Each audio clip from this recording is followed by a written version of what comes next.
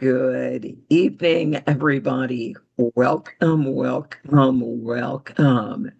We are delighted that you are joining us tonight.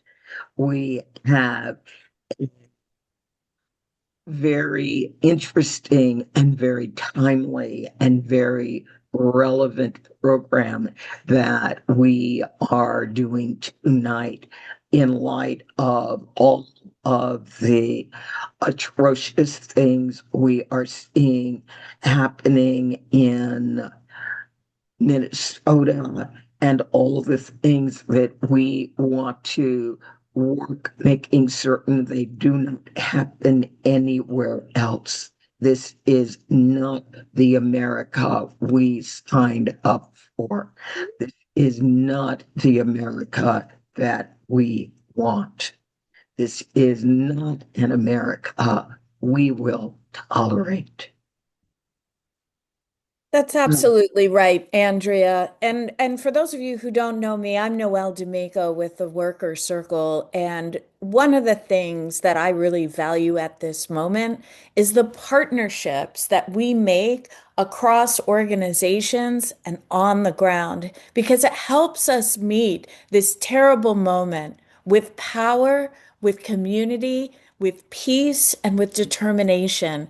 That's how we sustain this work. And friends, this isn't the work of a day. As you know, it's not overnight. It's over time. But together, we are going to end these hateful, horrible, cruel, lethal policies, and we are going to bring our nation back to its senses, back to the Constitution, back to the freedom and the democracy that all of us need from every part of this land. And so it is so good that you're with us tonight for our monthly effective advocate. This is our first one of the year, and the Worker Circle and Center for Common Ground do these training programs once a month on Thursdays. If this is your first time with us, we're so glad you're here. If you're an old hand at this, we're really glad to see you back. Take a moment, introduce yourself in the chat. Andrea, look at all those folks we've got zooming in I right now. know.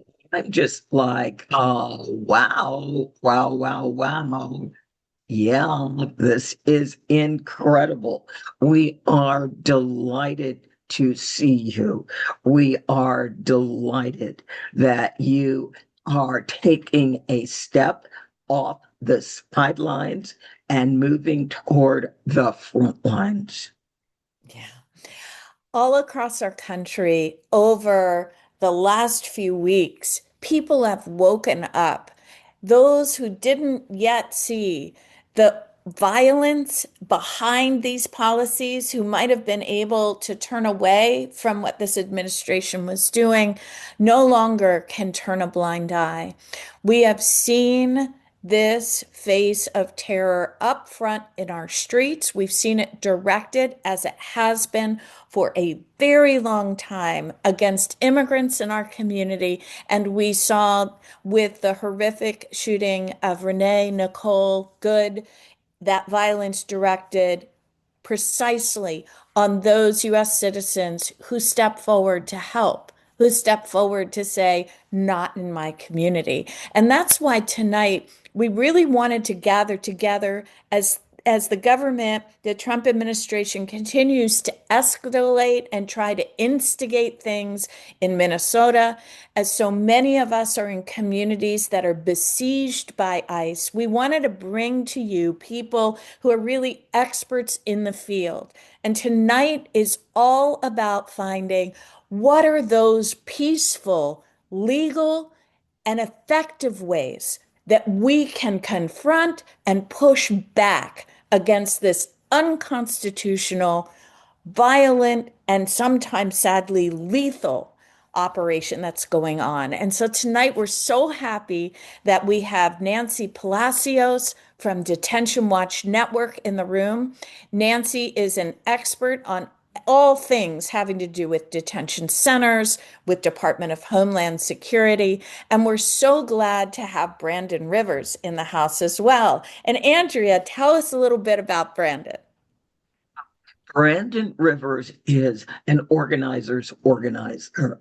He has been on political campaigns. He has run voter registration drives. He has organized students. He has organized poor people. He has organized anybody willing to be organized.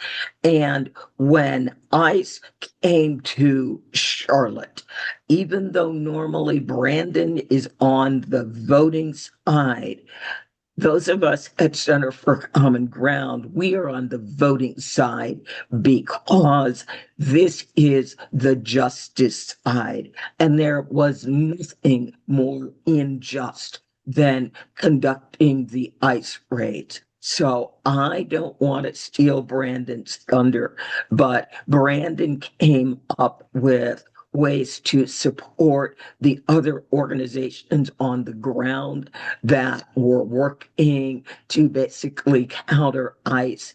And he came up with some rather unique Center for Common Ground things that we do when we realized people were literally afraid to leave their homes and buy groceries.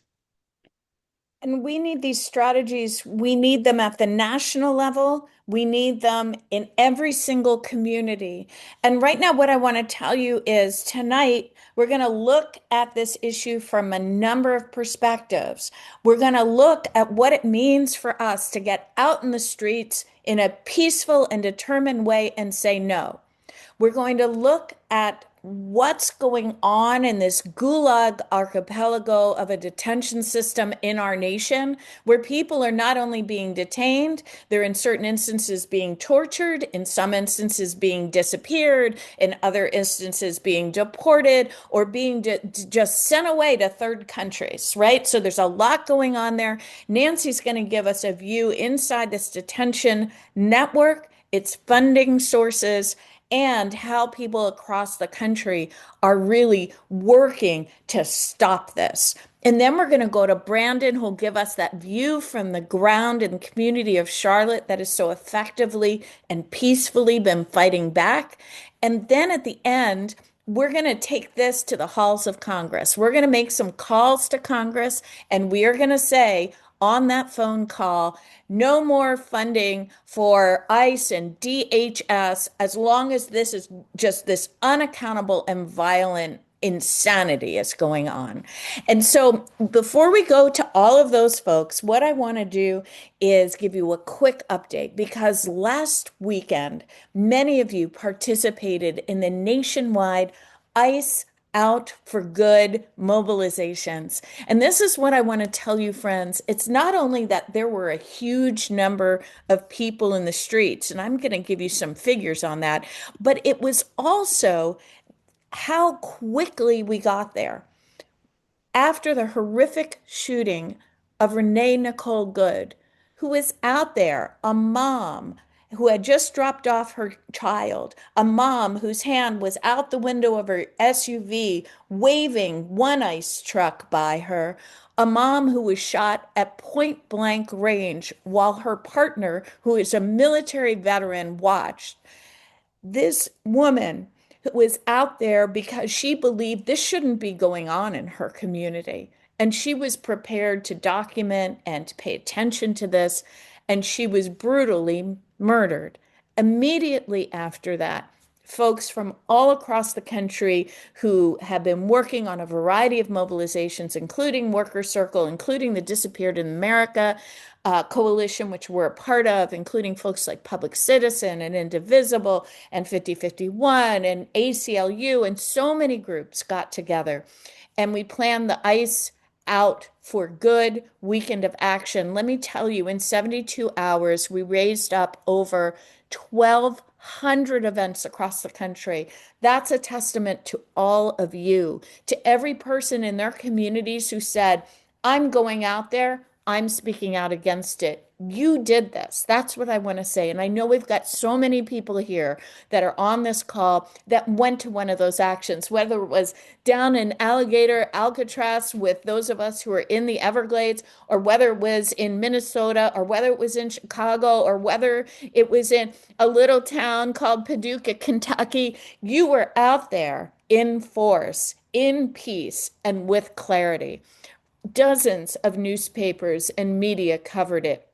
The extraordinary reach of this says that across all the news services, social media, and digital platforms, we reached over 29 billion people with our message. And now those people are coming into ongoing action. And that's what we're about tonight, right? Not one and done, sustained action over time. Some of those people are doing freedom vigils. Some of those people are doing ice out of Home Depot. And some of those people are saying, what can I do to protect my community from ICE? And so it is such an honor to introduce to you Nancy Palacios from Detention Watch Network. Nancy is not only an expert in the field, she is an expert at organizing. Nancy has her finger on the pulse of what's going on, not only inside detention centers and with public policy and with the funding streams, but also on the pulse of grassroots communities across the country who have organized in order to say a profound and moral no. Nancy, thank you so much. We know you've been 24/7. What a year it is right now, but it's after a long time, a long fight of last year. We are so grateful to have you with us. Thank you, Noel, and thank you everyone for joining today and just being a part of this community that is standing up against injustice and standing up against the horrific machine of detention that is being funded at large numbers, as you all have, talked about, I'm sure, in the past. So my name is Nancy, as Noel shared, and I am our organizing and membership director at Detention Watch. For those of you who are not completely familiar with Detention Watch, we are a national organization focused on reducing, completely to zero to abolish ICE detention across our country.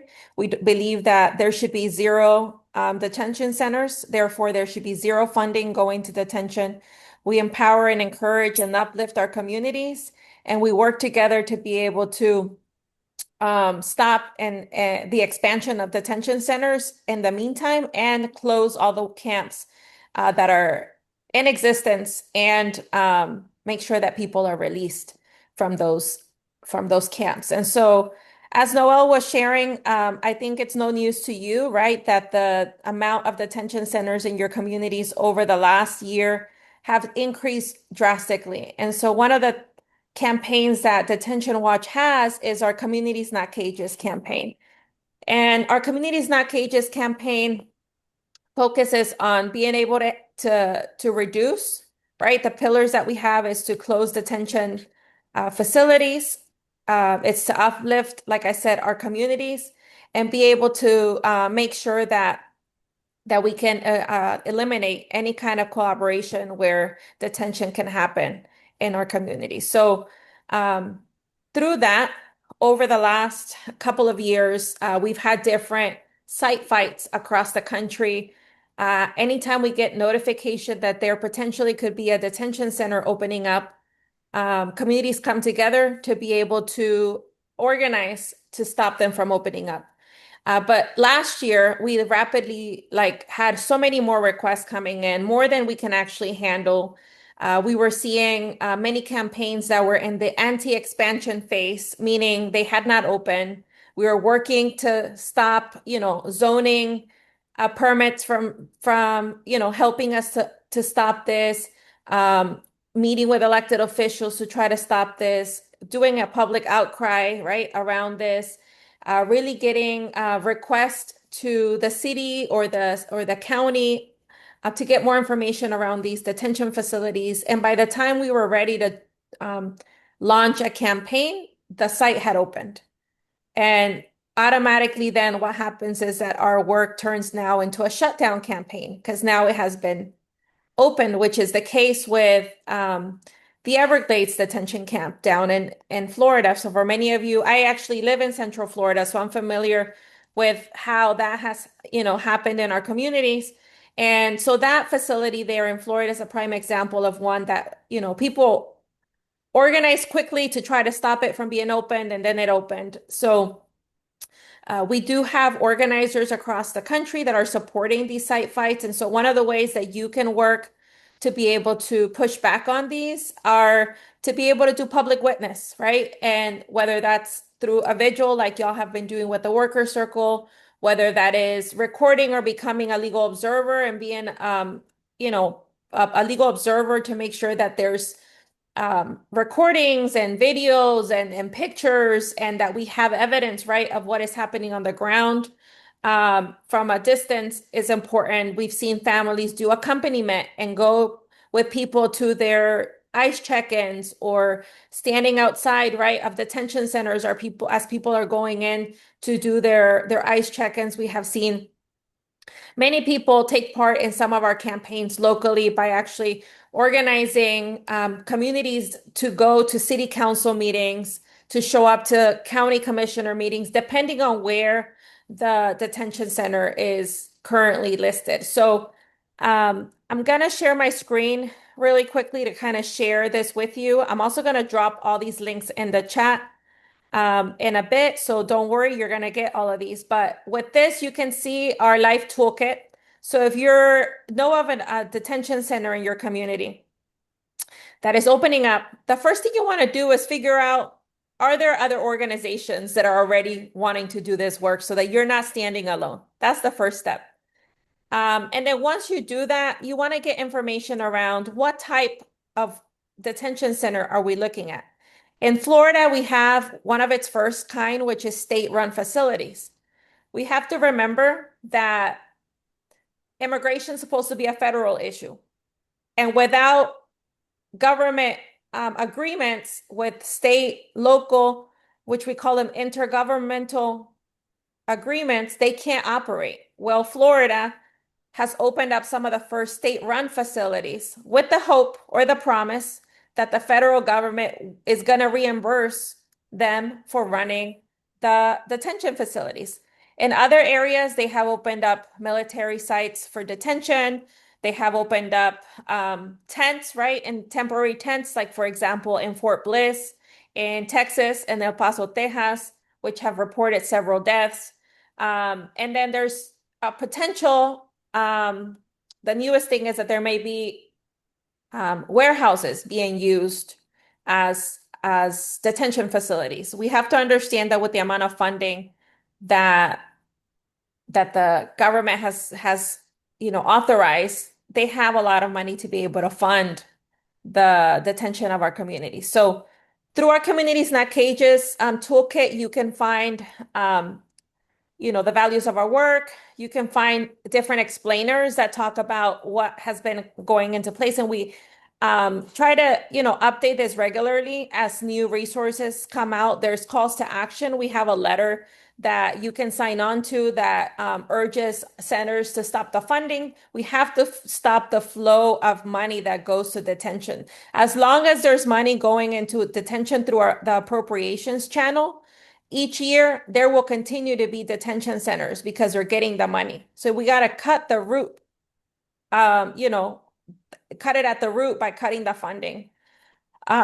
There's also like some ideas around ways that you can engage at the federal level, right? And then the demands that we are asking members of Congress to do. If you have a good relationship with your member of Congress, ask him to show up and visit a detention center. They should show up, and they should be able to show up and be allowed to get in unannounced, which is also not happening. There's state strategies, right? Depending on where you're located. There's a lot of resources here to look for. Now, if you go down on here there's a map that we have on here that actually talks about all the different expansion locations. And with this map, you're able to actually see where is the different people, or where are the different centers that are being opened? Which ones are already open? Is it a family detention facility? Is it like what type of facility it is? And we update this one regularly. Like this one, the last time it was updated was less than a week ago. Right? So anytime that there's a threat, you can look at this and see if there's one opening up nearby. So these are really great resources for you to be able to, look at and use for your efforts. Now, if there is a local group that's organizing, there's almost a campaign in every state at this point because there's detention centers in every area. So I will leave, Noel can put in my information or you can reach out to us through our email. If you want to be connected with any of the local site fights that we have, depending on your location. And then, the most recent thing, I'm gonna put a couple of things in the chat for you, but it's this report, right, of this warehouse threat. There's this threat to be able to house over 80 migrants with some of the centers opening up in Florida. There's a threat in Jupiter, Florida. There's a potential, I heard news today about potentially in Orlando, right? So I want to share that with you all so you can have this information. The other thing that I want to share with you is on our webpage. If you go here, and I'm going to put this link in the chat, you can actually see how many deaths have happened under detention. ICE is a deadly machine. And the numbers of people who have died at the hands of ICE in detention is at as large as it has ever been since 2004. So when you go on this page, if you click right here where it says CDWN's ICE death tracker, it takes you to this one right here. And you can go here and see how many people have died since 2003. 277 deaths that should have never happened. Just this year, we have already had 4 deaths. These are in custody. This is not listing the deaths that have happened on the street by ICE, which we know has also happened. In the year 2025, we had 31 deaths, the largest number we've had since 2004. So this is why we I'm going to stop sharing my screen. This is why it is so important for you to be able to get involved locally. So we have our national CNC calls um, every month, right? And here you can come and connect with other folks. These are open to the public. I'll share them with you, Noel, so that you can share it with people. And if folks want to come on and connect with other states that are doing this work, build relationships with them and strategize, that would be a good place for them. We're also going to be offering a Detention 101 series training, part 1 and part 2, which I'm going to put, once again, all these links in the chat as soon as I'm done presenting. You can sign up to be able to learn more around why does detention happen? Who are the bad actors? Who benefits from detention? What's the history around detention and why is it actually happening?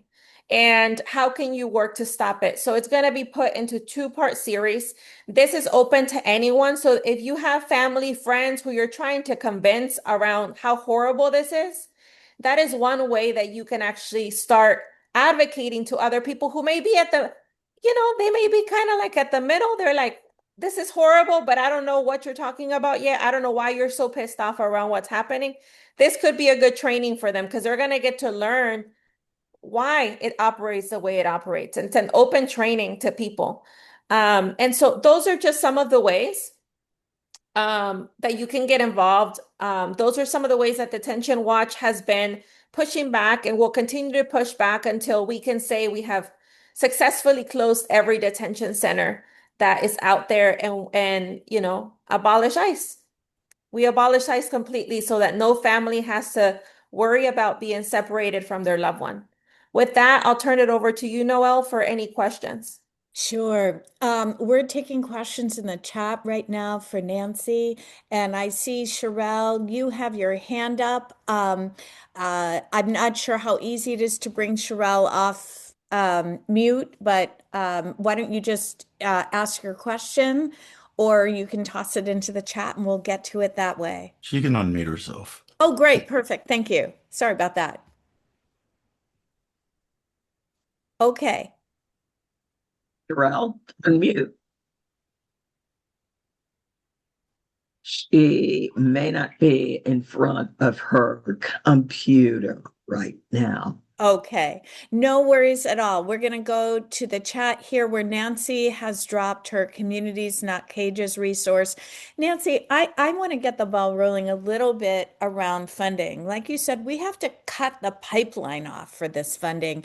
It's harming our communities, it's unnecessary. Can you tell us a little bit more about the state of DHS funding right now? Certainly in last year's humongous gargantuan bill, DHS was funded at it becomes the largest law enforcement agency in history. It's exceeding FBI. Can you tell us a little bit about the scale and what just happened last year that supercharged these ICE operations we're seeing everywhere?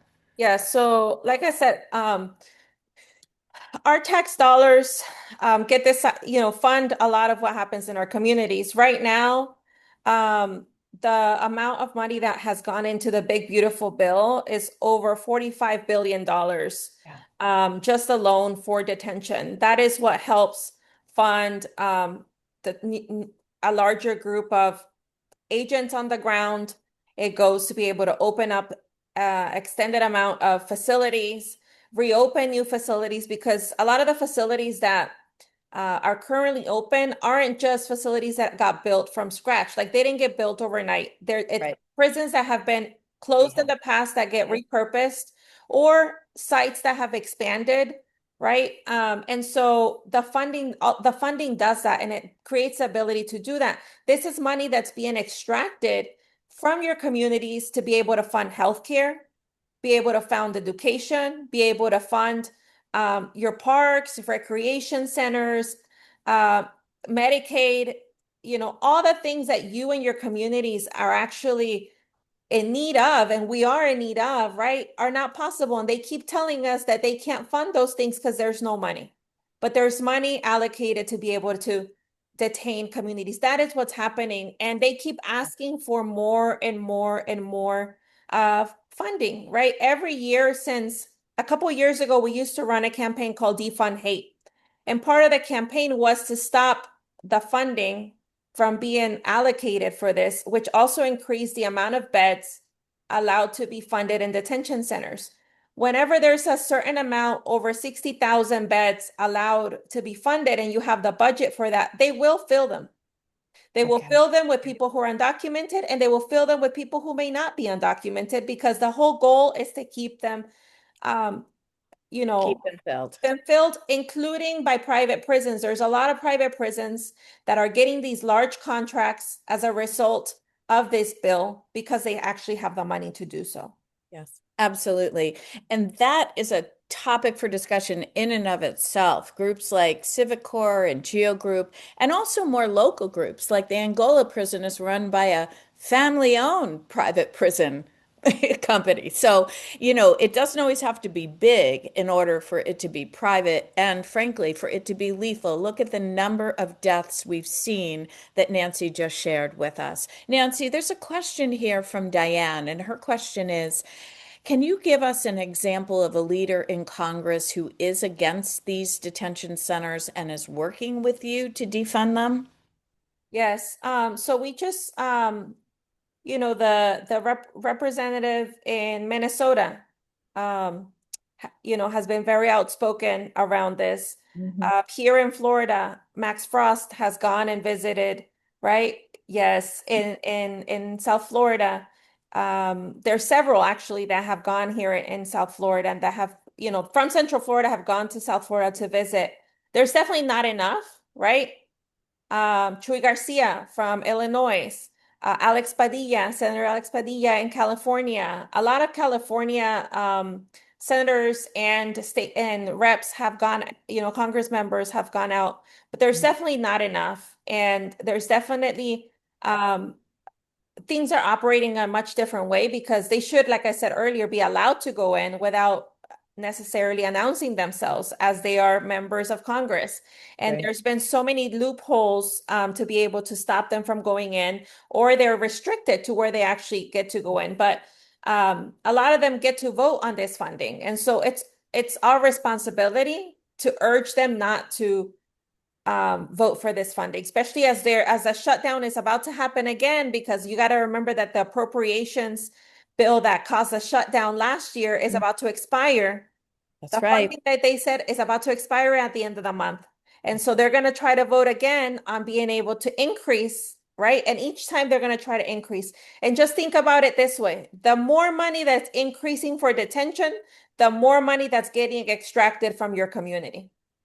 Absolutely. Nancy, thank you. And many people are putting in names of members of Congress who have stood up, who have spoken, who are calling for this to be defunded, who are saying, no, we can't do this in America. We can't do this here.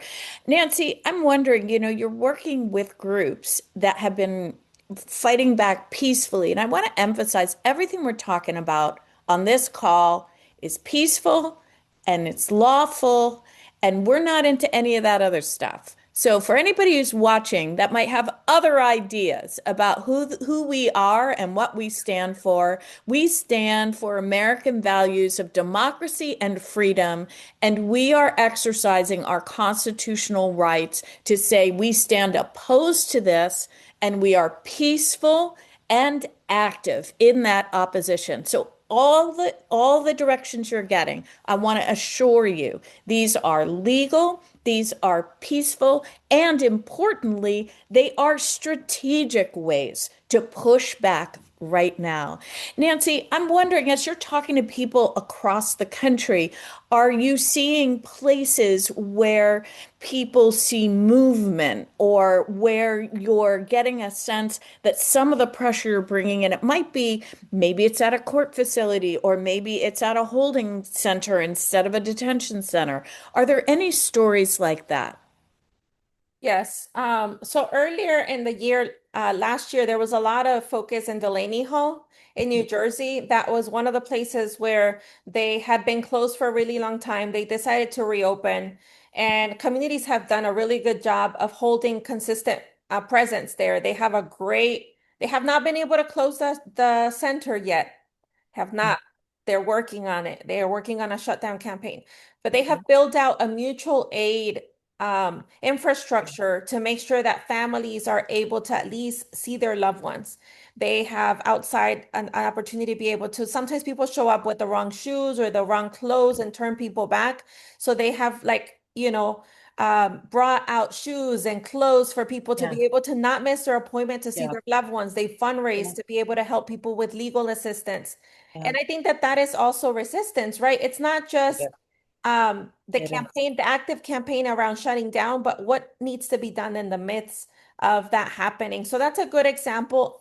I want to say that the work that has been done in the Everglades detention camp is a prime example. While it has not been shut down, there has been strategies used that we have not used before, like approaching it from an environmental lens, right? And being able to have lawsuits that have been positive, issuing a back and forth, right, with the state. But imagine if nothing had been done. If we would have just sat back and said, Yeah, like, it is what it is, it's open in yeah, the community now. So no fight will be won at the first try, because if not, everyone would be doing it. And so those two examples are very different, right? But are a prime example of how things are moving. We're getting to polarize people through our actions because people have to pick a side.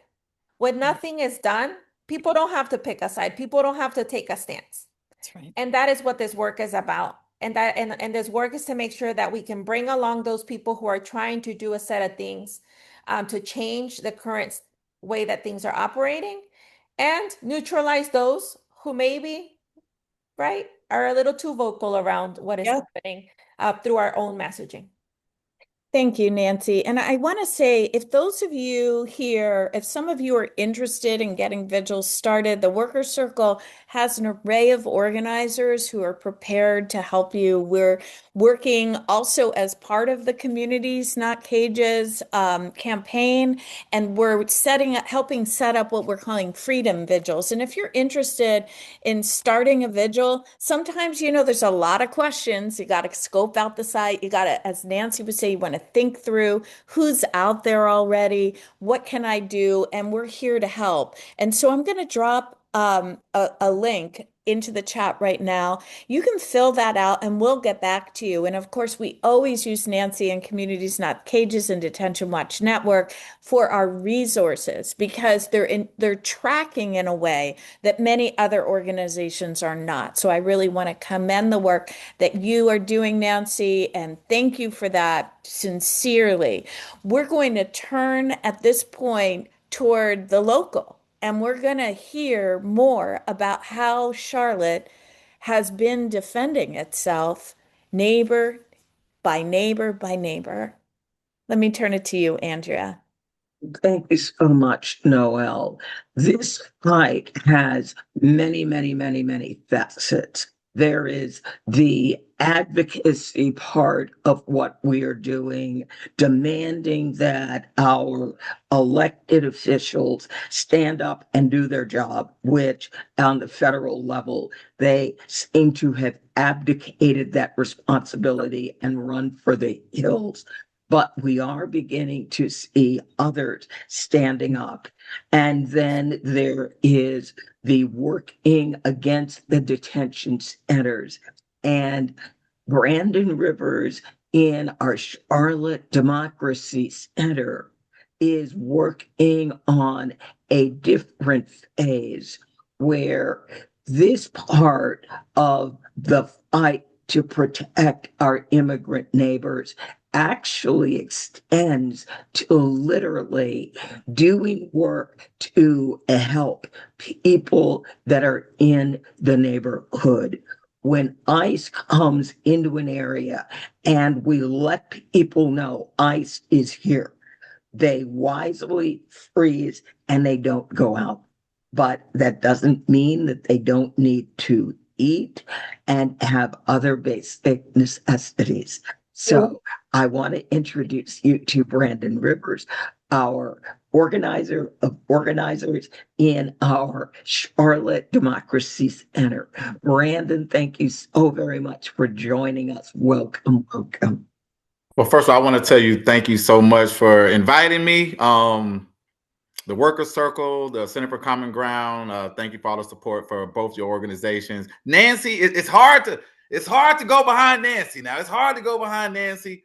Nancy, you did a wonderful job, great information. I literally just took notes after notes. And typically, I'm always a bubbly person. I come on with a positive spirit. So I want to give everyone, first of all, before we do a deep dive, I want to tell everyone thank you for just being here with us, for standing with dignity, with courage, and also with compassion. Again, our biggest focus has always been, voter education, civic engagement, voter outreach, voter education, making sure we get these people to the polls, get out to vote. That's our biggest thing. And after November the 5th, I was like, I can take a little breather here and there, and just relax a little bit. But unfortunately, I was not able to. Today, I want to talk about the work that the Charlotte Immigration Protection Alliance, or SIPA, has done, and why we created this alliance, and why our work continues to grow in urgency as federal immigration enforcement is right here in Charlotte and throughout all our big cities. I'm a Charlottean. A lot of people that come to the city of Charlotte find it very rare. Charlotte is my village. I always tell this is my village. My family's been here based on my ancestry, the 1800s, right? And we've always been a beacon of opportunity. Our Charlotte neighborhoods are built for the people, for the families, for the community, and for the culture. And we're also here for a better life. That's why Charlotte is the 14th largest city in the United States. It's growing to between 100 to 600 people move here daily. As of right now, as an estimate of 150,000 of Mecklenburg County residents are foreign-born, which contribute to our economy, which contribute to our schools, and contribute to the fabric of what the city of Charlotte really is. On November the 15th, 10 days after voting, the same communities that I was doing canvassing, phone banking, postcarding, getting them out to vote, was attacked. It was attacked by federal agents, coming ICE agents. Charlotte Web was one of my favorite books as a kid. Probably one of the reasons why, because it was Charlotte. I love the city of Charlotte. And that was actually the name of their operation, Charlotte's Web, where they came onto the streets here in Charlotte. Day one, arresting, going into shopping centers, going into places of businesses, going into laundromats, and simply just snatching people off the streets. Our local leaders were not notified too much in advance. I think we might have had maybe a 1 or 2 day in advance. But elected officials who we hold accountable here at our Charlotte Democracy Center, Charlotte City Council, who I work deliberately with, and our Mecklenburg County Sheriff, who I work deliberately with, spoke about the lack of transparency. We've never seen officers wear masks. I've never seen someone literally hop out of a rental car with a mask on and throw them in their vehicle. That was at 9 o'clock in the morning. In the days that followed, businesses closed. That means that there's no income coming into these businesses. There's no income coming into these families. I believe it was around 40% of all CMS students did not attend school. 40% of all Charlotte Mecklenburg school students did not attend school.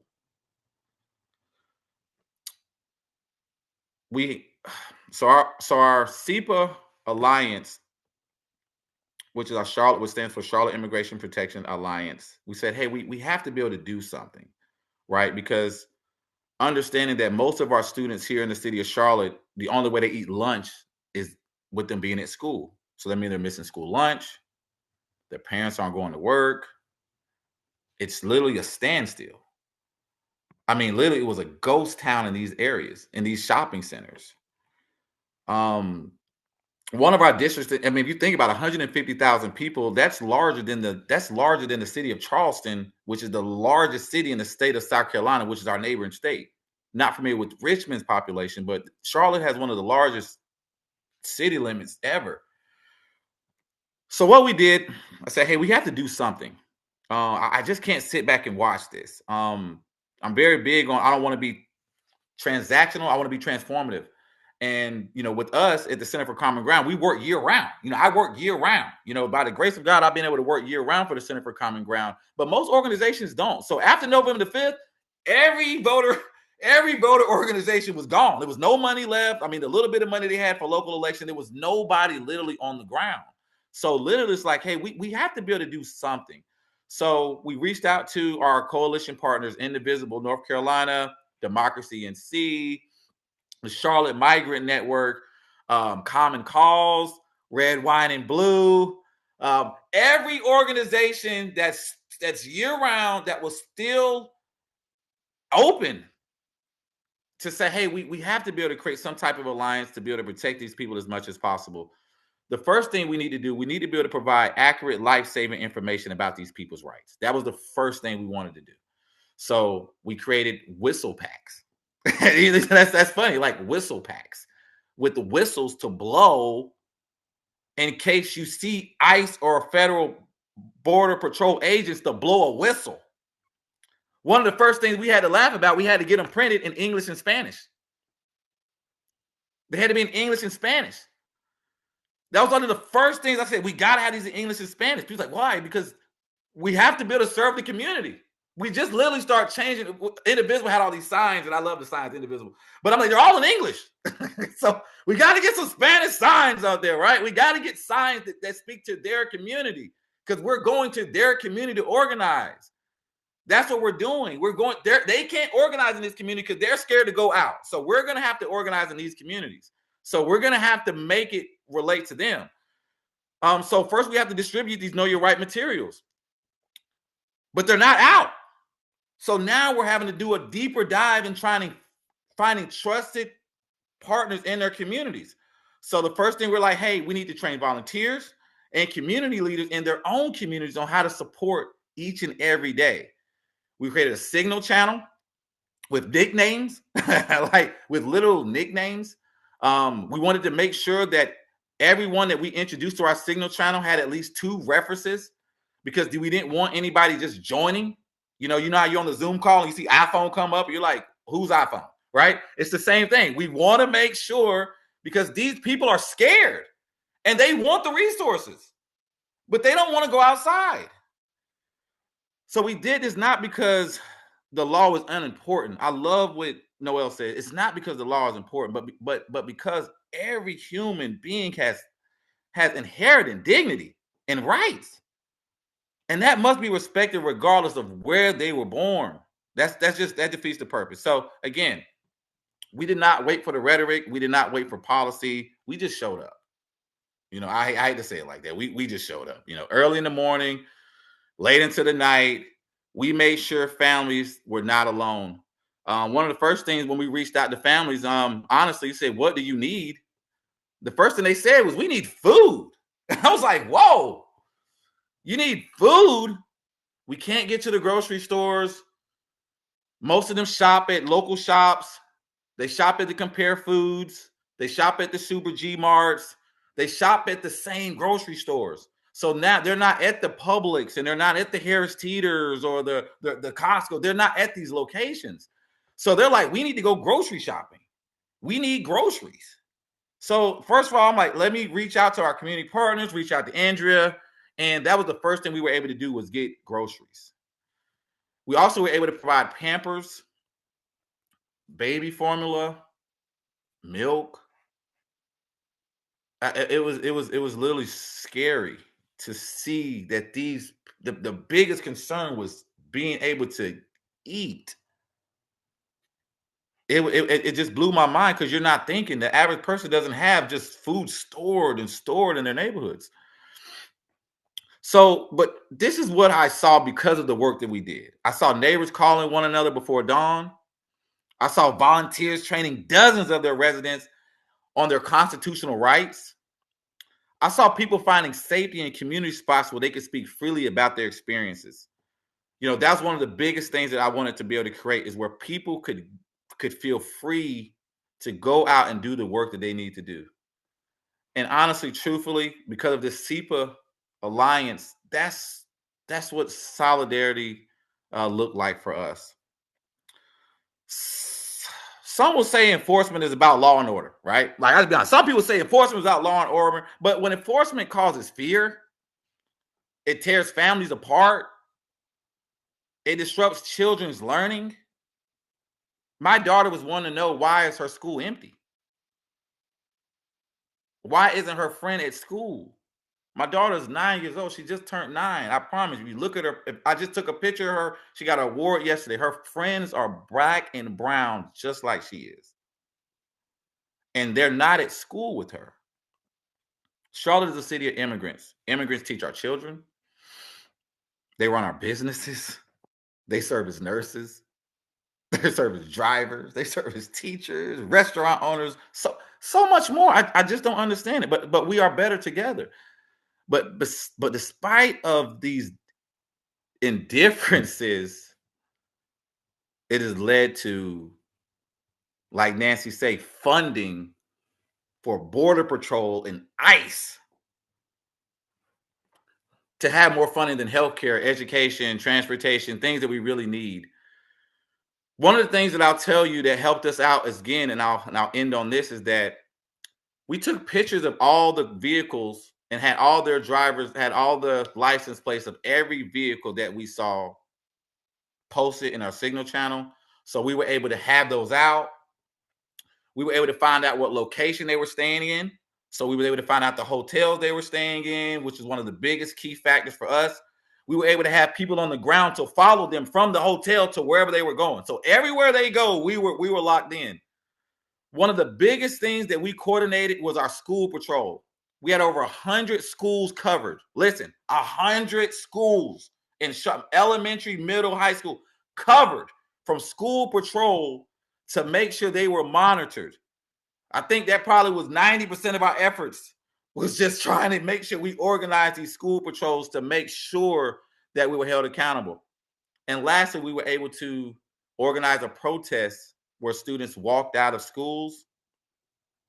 We were able to create protests where students did not go to school. So again, we here right here, and I can, oh gosh, let me go back. I can read this here. The screen just went off. Maybe it was just for me. It's gone now. It's okay. All right. Okay, we're back. Are we okay? Here again. So I'll read this. Immigration and Customs Enforcement, 80 billion for ICE, the highest funding law enforcement agency. 14.4 billion for ICE transportation, a 500% increase. They hired 10,000 new ICE officers over the next 5 years. 858 million for retention and signing bonuses. 600 million for hiring personnel to manage recruitment and hiring. 45 billion for ICE detention, 50% higher than federal prison system, and 20.6 billion for border barriers, and 10,000 for federal student loan forgiving with a maximum of 6,000. Hey, look, listen, I'm on the streets, y'all. This ain't white people, y'all. I gotta say, these aren't white people that's in these men. These are black and brown. All right, they're speaking Spanish. I said, this is wild. Like, you would think this would be just a white-led coalition. They are not. They are black and brown people. They are hiring for Border Patrol in the city of Charlotte on Indeed.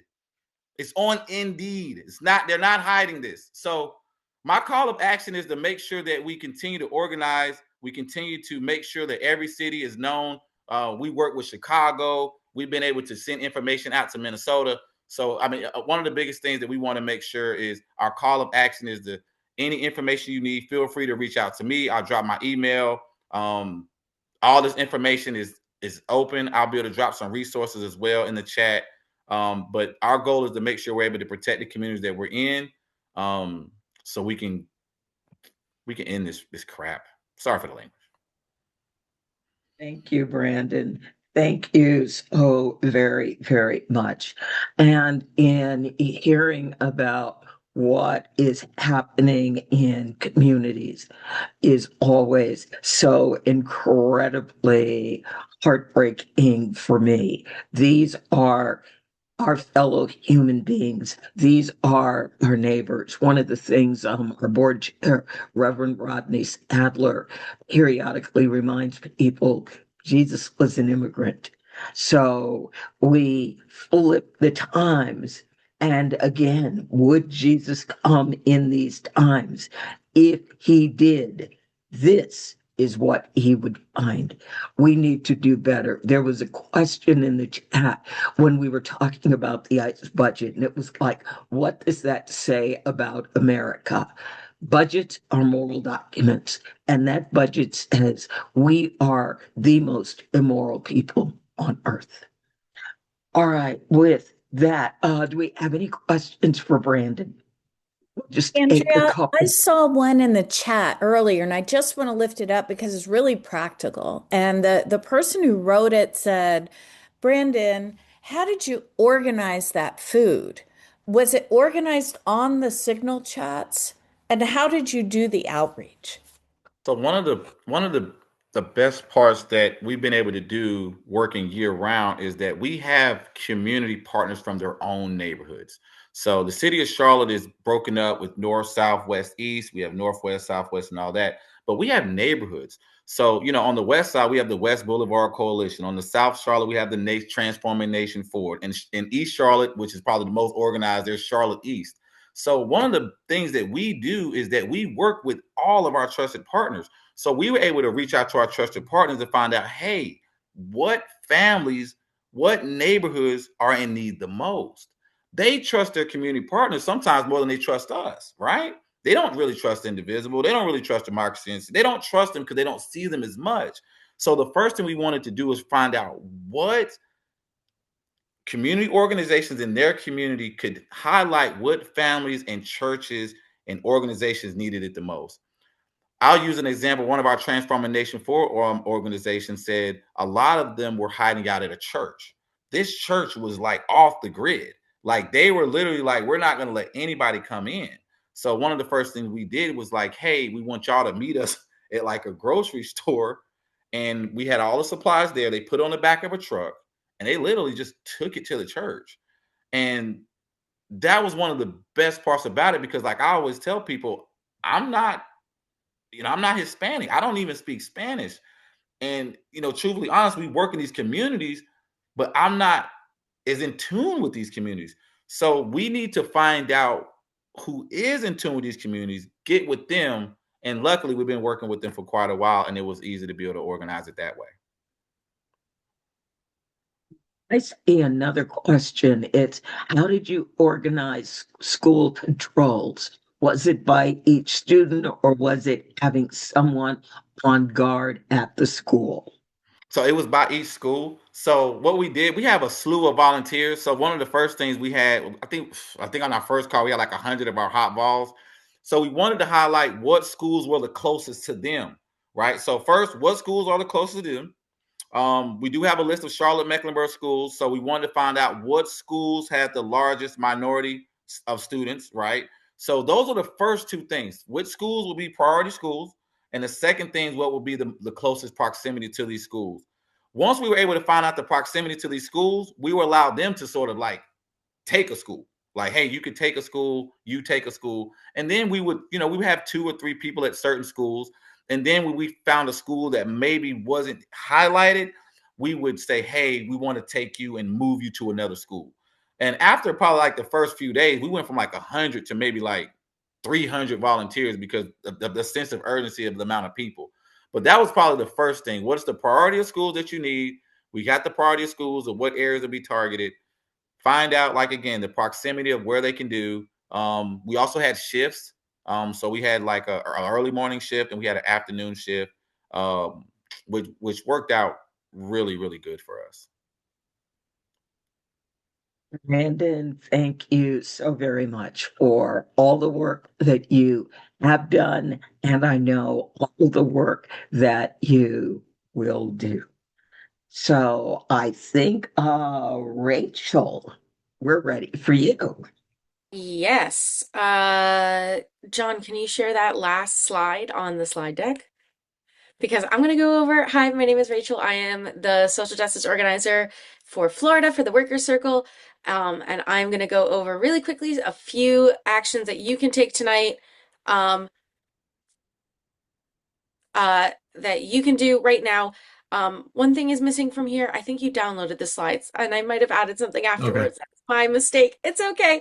I'll put it in the chat. So, and you will also get these slides in your email. You will get the recording in your email. All of the links that have been shared tonight will be sent in an email to you tomorrow. And and also for folks who weren't here, you will also get all that information as well. So, tonight, what I'm going to tell you to do and give you the tools to do is to call the ACLU line to call the Senate. So there's a few different ways that you can do this.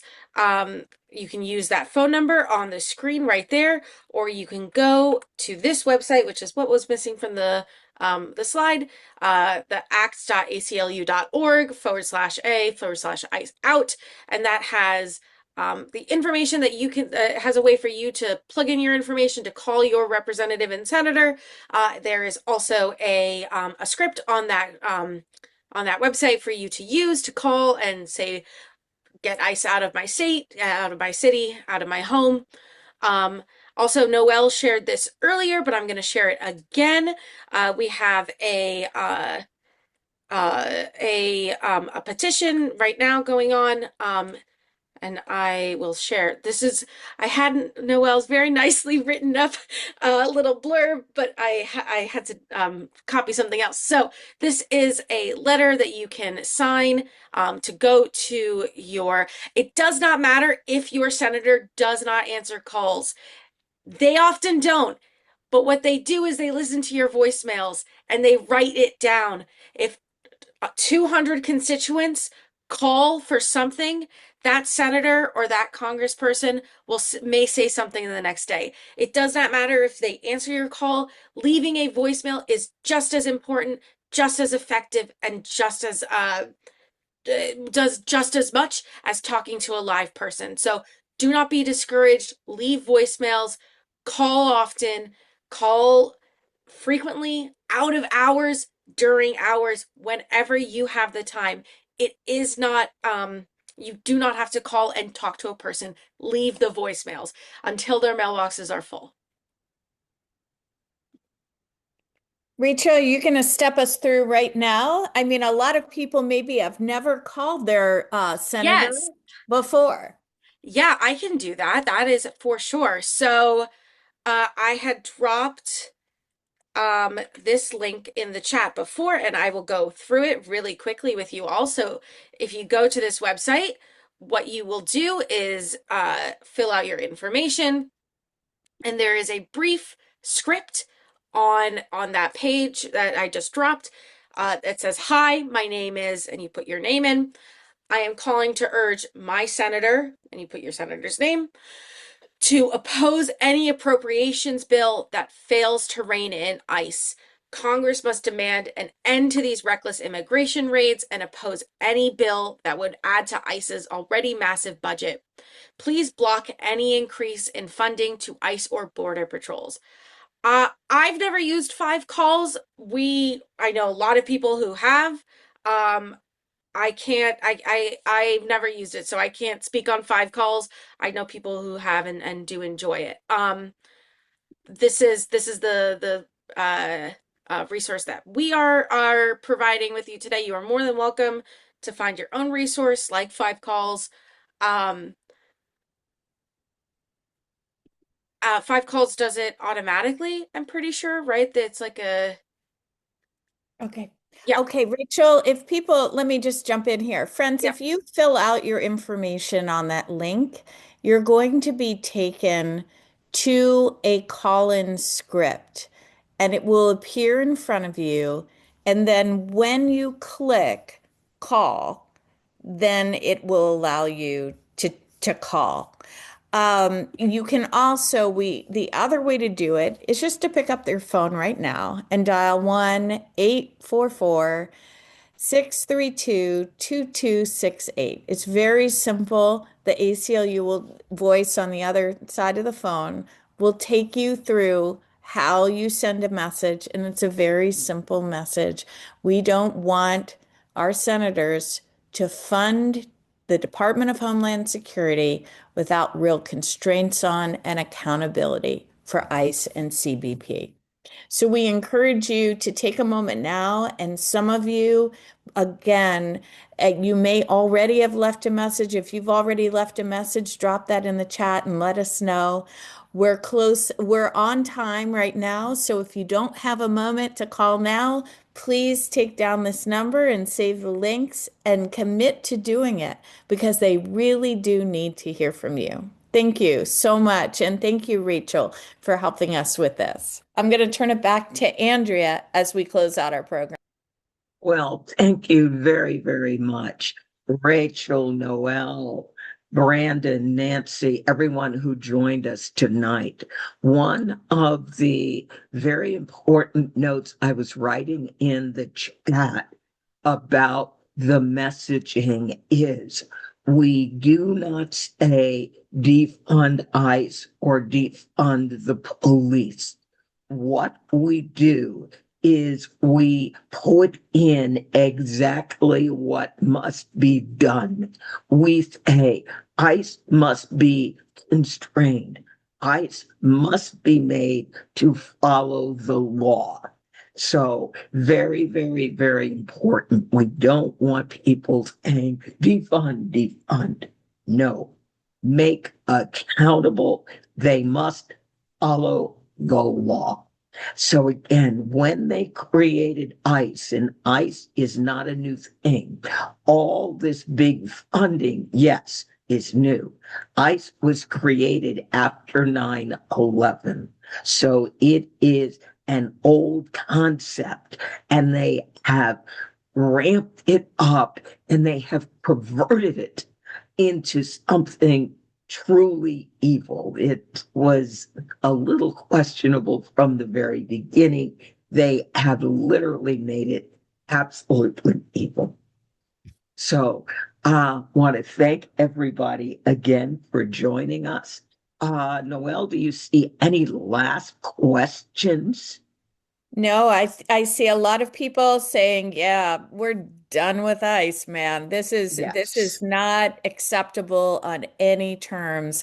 I want to thank Nancy Palacios. I also want to thank Brandon Rivers. I want to thank all of you for making time to be with us tonight. I want to encourage you again, make those calls. We're going to send it to you in a follow-up email. Don't worry, it's coming at you. Don't worry, we're sending you slides and information and everything. You're going to get the recording. You're also going to get a click to send an email as well. And what I want you to do, don't just do it yourself, right? Some of you are part of congregations. Some of you are part of immigrant rights groups. Some of you are part, you know, your neighbors that might want to take action this way, right? Share that information. So when you get that email, don't keep it to yourself, share it. And day by day, person by person, we will continue to build an unstoppable movement that will put an absolute end to these policies, these detentions, this cruelty, this violence. It truly is up to us right now. And let me tell you, it looks dark out there. It looks dark out there, but that's how it always looks before people can gather enough power. And the people are gathering. You saw it this past weekend. It's important for us to believe in our power, to support one another. And I hope you'll keep coming back each effective advocate month by month this year as we think about these ways that together we can make a profound difference in this moment for today, for our future, for its people and the nation. Thank you so very much for being here tonight. And we'll look forward to seeing you again next month at Effective Advocate. Take care, Thank everybody. you all. Take care. Good night.